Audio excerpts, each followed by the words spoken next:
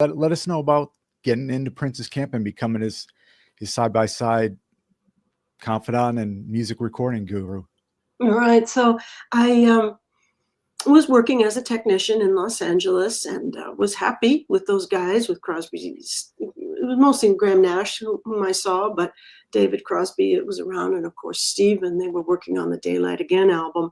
It was good, but musically, as much as I liked them, I was younger than those guys. They were just 40, and I was in my late 20s, mid 20s, and I was into the younger music. And Prince was my favorite artist in the world. So my fantasies involved even just being in the studio with him for an hour would have been a dream come true. My good friend at Westlake Audio called me one day. Westlake Audio was a company that was a big name in recording studios and studio packages. Westlake is where Michael Jackson did all of his albums like Thriller and Bad and things like that, where Quincy Jones preferred to work. But anyway, my friend John was a chief tech out there at Westlake, and John called and said, "Hey, Sue, Glenn," meaning Glenn Phoenix, who owned Westlake, Glenn got a phone call from Prince's management saying, "Do you have any technicians on your staff who'd want to leave their gig and move to Minnesota and be Prince's full-time technician?" And Glenn says, "I don't know, let me ask the boys." And he goes back to the shop and he asks around, and right away John Sacchetti says, "Oh, yeah, I know who wants that gig." John called me and said, "You want that gig? It's yours if you want it." Because none of the LA techs had any interest in leaving their Los Angeles, California gigs, prestigious gigs, and moving to Minnesota to work for this guy who nobody knew. At that time, Prince was just coming off the 1999 tour. So he wasn't a superstar. He was a minor star that had one crossover hit. Big star in R&B, but not so much. And even then in R&B, his music wasn't pure R&B. So he was this fringe guy. Anyway, I got that phone call from John, and I told John, "Tell Glenn, don't interview anybody else because that's my gig. I'll get that job." Wow. Glenn talked to me. I said, "Yeah, I want it." Glenn determined that I was qualified. He sent me over to Prince's management. They interviewed me. We negotiated a contract right there, and they said, "Pack your bags," and off I went.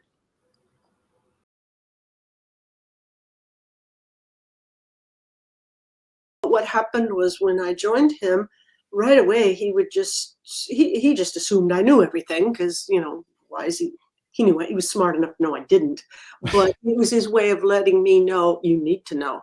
So he would say, "Get me the tape of," I think the first one he asked for was Bambi. Remember the song Bambi? Yeah. "Get me Bambi." Where the hell's Bambi? How should I know? I just got here an hour ago. So it became clear that I needed to know where everything was. Anything he asked for, I needed to know. So in those rare moments I had when I could, I just started to find all the tapes. Are they in the office? They're in his house. They're in his studio. They're out in Los Angeles at Sunset Sound. Get all these tapes. And then I got kind of emboldened, and I started calling, where else could they be? This guy's, I thought of him as a huge star from a very early year. I realized he was going to be massive before Purple Rain came out. I want all his tapes at his home in one place. So I started calling studios in Minnesota where he had worked, and other studios in Los Angeles where he had worked, and just saying, "What do you have in your tape closet? Here's our FedEx number. Send that tape." Then I got even more bold, and I started calling Warner Brothers, his label out in Burbank, and saying, talking to the guy in the tape closet or the tape vault there, and saying, "Yeah, Prince wants the master of this and that." I was naive, so I could get away with that crap. And they were naive too, because they were just entry-level employees, and they'd send me things. Right away, it became too much for me to have the time to catalog, but Prince had office staff, and they came up with a system for cataloging everything in a database, an early database, 1983. And then before Paisley Park Studios was built, we found a local storage facility that stored important records in a temperature climate controlled space, which gave us a 7-day-a-week, 24-hour-a-day access. All we had to do was call them at 2:00 in the morning and say, "We'll be there in 5 minutes, have someone meet us there." They would meet us, they'd pull down certain bins, we'd pull out the tapes. Prince loved it. He was really happy with that system. He really liked it. So of course, when we drew up plans to build Paisley Park Studios, it included a vault. He wanted Yeah. his own personal private vault with all of his recordings. By 1994, you couldn't get the door of that thing closed. It was so full. Wow.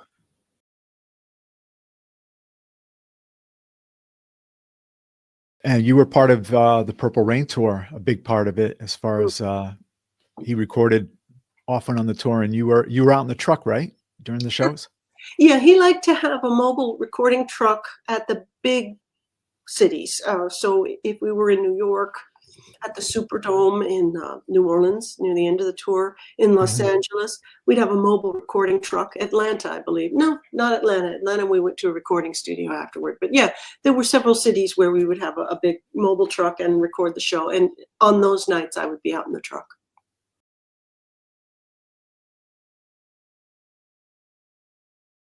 Let me ask you about as a drum tech. You mentioned in the studio with Michael Bland and Prince giving you advice. Mm-hmm. When you transition to drum tech live, what goes into setting up Michael Bland and other drummers? Great question. Great question, Joe. That's I learned a lot about the difference between how you tune for a studio session, how you tune for live. Mm-hmm. Prince taught me the most of that.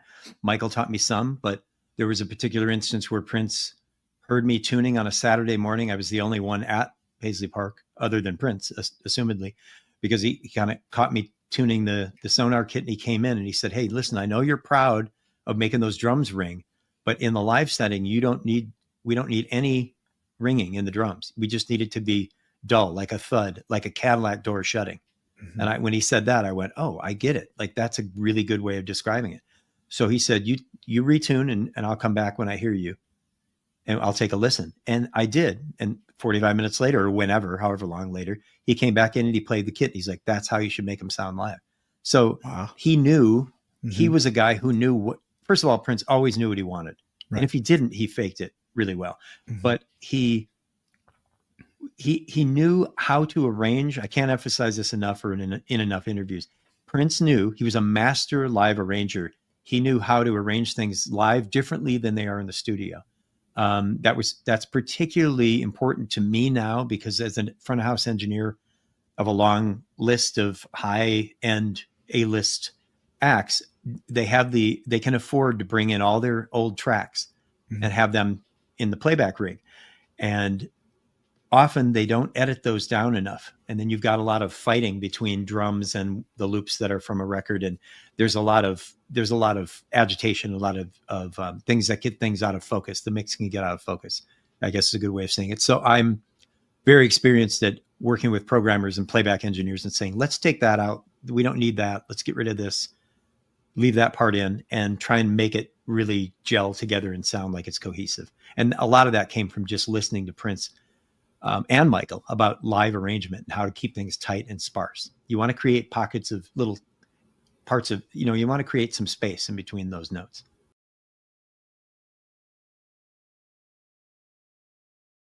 Who was in charge? The Prince's guitar pedals. That's always like, if something, you got to go out there and you're slipping. I think on Arsenio, one guy grabbed the string of his pedals. Yeah. There was a guy named Joe. There was Zeke Clark. There were so many guitar techs for Prince. And they all had their challenges because Prince's idea of what a great guitar tone was changed. Even though if Prince were here, and I always try and talk about it as if he were next to me, right, he would probably disagree with that. I know that's not the truth. His guitar tone changed over the years. I happen to like his Batman era guitar tone. Like on the song Bat Dance, the aforementioned Bat Dance, where right, he had that really fully overdriven tone, but it was very compressed and controlled. I used to like that tone. I think Prince played into that tone very well. He liked heavy distortion, but with a controlled sound. And his guitar techs, every tour, Prince would have a slightly different guitar tone. So his distortion was a little more distorted, or his distortion was a little less distorted the next tour. And I noticed that it was ever changing, and he wanted even his pedal board that you mentioned. You can find all sorts of pictures of that online. It always housed a round bass stand for his vocals. He never used a a boom stand. He always wanted a straight stand, so he could pick it up and they could take the pedal board away, and he would still have a straight stand. There were all sorts of requisite things for Prince's performance. The little quick clips had to be pointing a certain way so he could quickly press the thumb button and lift them off. That button always had to be faced the same way as the microphone. So I was very good at making sure that was, over the years of not only being his drum tech but being his engineer, that all those were set to the right the setting, so that it was easy for Prince to seamlessly go between venues and tours.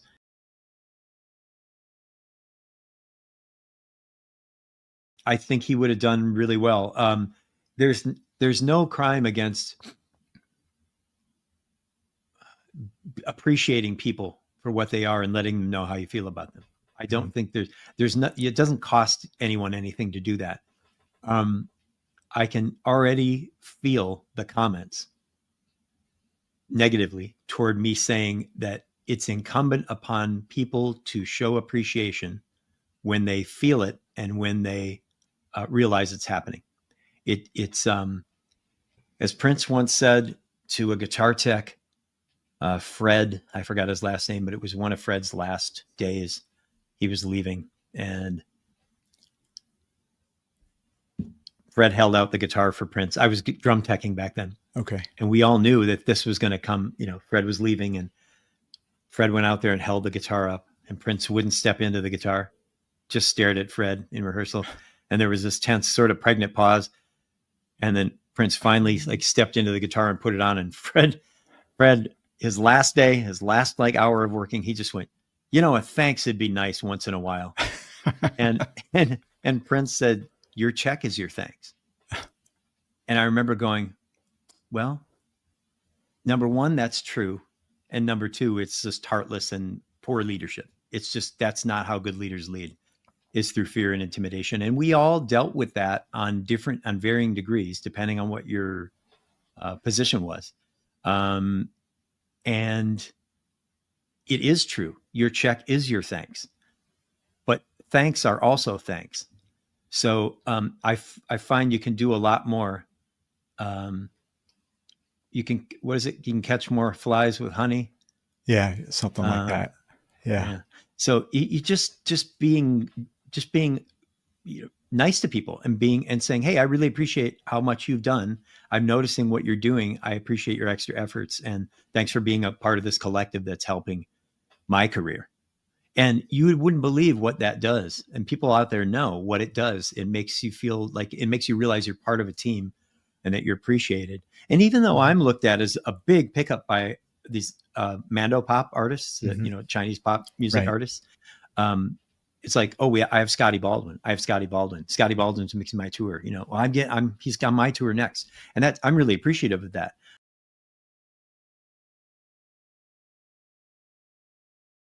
Quick story. I'm loading out Heart at the end of a tour, and I'll never forget. It was a stadium date, and it was all our PA, a full stadium PA monitor rig. I was the monitor engineer. And I was out there with my boss again, Harry Witz, and it was load out. So he was nowhere to be found because he's the boss. And no offense. But there was a payphone right there at loadout, and I'm loading the truck, and the payphone was ringing and ringing and ringing. No word of a lie here. At the end, I closed the truck doors. I picked up the payphone, and I said, "Payphone," and it was my other boss trying to find Harry, because during that time, Tom Marzullo, who then was the production manager for Prince, somehow either Prince was at the show, and I had a very unique monitor system. Everything was flown in the air. So what I found out later is that he was there, saw that there was no monitors on the stage, probably liked that idea, everything up in the air, making the fact that his band would be fully seen, him being the statue that he is. If you put up a big wedge up there, half of Prince goes away. And back then the wedges were big. So my boss said, "Where's the monitor system in the truck?" I said, "The truck doors are closed. The PA's all in there." So the truck got sent to Minneapolis, and Bruce, my boss, said, um, well, you need to come back and then go meet the truck in Minneapolis. Oh, great, because all my friends are in Minneapolis. I'd love to go to Minneapolis. Who's it for? For Prince. Prince of who? Prince of Monaco? Prince? I didn't know. Honestly, I didn't know. And so I went to Chicago, did my laundry, flew to Minneapolis, met the truck, loaded in, and 11 o'clock that night, in walks this fella, and I'm on the stage, and he walks up and gets behind the drum kit. We were already finished miking up everything. I'd seen all the inputs working, the Lynn drum machine, and he didn't introduce himself. I just stayed at the console, and he started hitting the kick drum button on the Lynn machine, and I saw it light up on my desk. I PFL'd it, and I thought, oh, that's a great sounding kick drum. I think he wants that in the drum monitor. We did this whole thing starting at 11 o'clock. He puts a beat in, plays drums to the beat, gets up, walks over to Matt Fink's keyboards, don't know anybody yet, starts playing Matt's keyboards with the drum beat playing, starts singing into the microphone, jumps off the front of the stage, plays bass guitar, unbelievable, with the drum beat still playing, walks back over to Lisa's keyboards, plays those, jumps down, puts on Dez's guitar, starts playing that. I had side fills all the monitors up in the air, wedges upstage behind the rig, dialing everything in. Finally get done. He hits stop. It's 1:30 in the morning. It felt like it was 15 minutes. It was that much fun for him and for me. And I realized, like, wow, amazing. He asked me to come out to the middle of the stage. I did. And he said, the only thing I don't like is feedback. And I said, you and me both. And he put his hand out. He said, I'll see you tomorrow, Cubby. Wow. What an introduction. Yeah. And then next morning at 10 o'clock, the old band and him, and he was gracious enough. He introduced me to the band. He said, this is Cubby. He's mixing monitors. And we had the whole PA there. And we just went right into rehearsals. And that's when I realized, wow, what an amazing artist with a band. And I just loved all of that early funk stuff that he was doing. I mean, that was my introduction to Controversy. But now I'm hearing all the early Dirty Minds and Prince music as well being introduced as the set for the tour. And that's when I met and Tom and Marzullo and the rest of the backline people and lighting crew upstaging. Amazing. Just amazing. Kind of a smaller version of Paisley Park, right? Much smaller. Way. Yeah, that was probably the size of what C was that, at Paisley now. Right.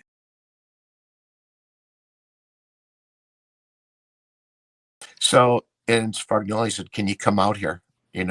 Prince wants you back out here. Okay, yeah, I can. The tour that I was on ended. And so the next day, I went to the airport in Minneapolis and flew back out the entire day, getting to the next gig, walked in, see Prince. He goes, you ready? And I went, sure. And the house lights went off and I walked up at the monitor console and basically started a remix of what I remembered, what he wanted and what everybody wanted back from the Controversy tour. Slowly but surely got it there. I mean, within reason. And then, so that was the beginning of the 1999 tour. I think there were about 3 or 4 shows into that. And it was just, again, just phenomenal. Now things have stepped up for Prince, the band, all the wardrobe, everything has grown, exponentially, right, from Prince's success. So, but the gear that I was on was basically pretty much the same that I had used on Controversy and pretty much the same kind of setup on stage. We hadn't gotten into the mammoth, Purple Rain rig yet. Right. So, so that was the end. I took that all the way, was on that all the way to the very end. that ended, went back to DB, where, living in Chicago at the time. And then I got the call. And I mean, I really wasn't part of any of the Purple Rain movie, but then they were planning the tour, and I get the call, and they weren't going to use DB Sound, which was a heartbreak for me, having to go in and go, I'm going to take this tour, Harry, and go off and work with Prince. Because at that point, I knew it was a really an amazing opportunity. And not only with Prince, but making those steps up into the other larger PA companies at the time, and feeling like this is where I belong. This is kind of what I belong to be doing. And so I met everybody in Minneapolis, and we started production rehearsals for Purple Rain.